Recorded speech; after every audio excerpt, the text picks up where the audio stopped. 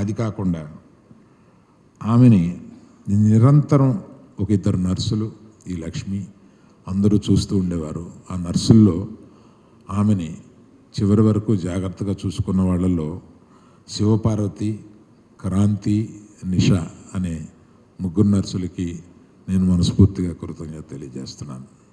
ఇట్లాగా ఆమె ఇంతటి లైఫ్ని ఇలా సెలబ్రేట్ చేసుకుంటూ ఆవిడ వీడ్కోల్ని మేము విషాదకరంగా కాకుండా వీడ్కోల్ని ఆమె జీవిత ప్రయాణాన్ని ఒక సంతృప్తిగా మేము ఆమెను సాగనంపాలి అనే దీంతో మేము సాగనంపాము. ఆమె ఏ లోకాన ఉన్నా ఇవాళ మిమ్మల్ని అందరినీ కూడా ఆవిడ అక్కడి నుంచి దీవిస్తుందని చెప్పి మనస్ఫూర్తిగా నమ్ముతున్నాను. Thank you.